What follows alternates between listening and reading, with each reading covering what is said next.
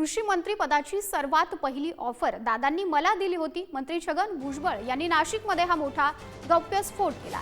कृषी मंत्री ग्रामीण भागातील असला तरी जास्त न्याय देऊ शकतो अशी माझी भूमिका होती। कुठलाही खातं लहान मोठं नसतं, आपण काय काम करतो यावर ते अवलंबून असतं असा हा गौप्यस्फोट छगन भुजबळ यांनी केल्याची माहिती आहे। मंत्री छगन भुजबळ यांनी नाशिकमध्ये हा गौप्यस्फोट केलेला आहे। प्रतिनिधी किरण ताजने आपल्याशी जोडले गेलेले आहेत। किरण, काय अधिकची माहिती याबाबत? माहिती की गेल्या काही दिवसांपासून राज्याचं कृषी मंत्री पद हे चांगले चर्चेत आहे। माणिकराव कोकाटे यांचा रमी खेळतानाचा व्हिडिओ व्हायरल झालेला होता आणि त्यानंतर त्यांच्या राजीनाम्याची मागणी केली जात होती। अशा सगळ्या परिस्थितीमध्ये कृषी मंत्री बदलण्यात आलेले आहेत। दत्ता भरणे यांच्याकडे ती जबाबदारी देण्यात आलेली आहे आणि या सगळ्या प्रतिक्रियेवर या सगळ्या विषयावर प्रतिक्रिया देत असताना छगन भुजबळ यांनी मोठा गौप्यस्फोट जो आहे तो नाशिकमध्ये केलेला आहे।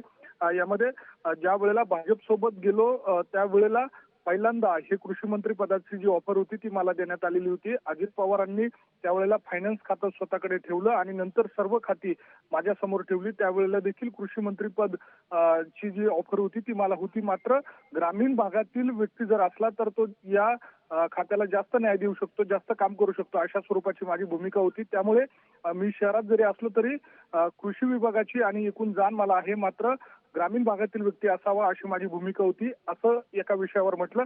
तर दुसरा जो मालेगाव बॉम्बस्फोटाचा जो निर्णय आहे त्याच्याबाबतचा जो निकाल कालच्या दिवशी आला त्यावर बोलत असताना छगन भुजबळांनी अतिशय मोठं विधान केलेलं आहे। यामध्ये छगन भुजबळ यांनी जे तुरुंगात इतके वर्ष लोक मध्ये राहिली ती भरून कशी काढणार अशा स्वरूपाचा सवाल उपस्थित केलेला आहे।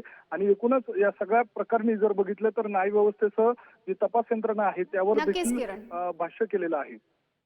किरण, धन्यवाद आपण दिलेल्या सर्व माहितीसाठी।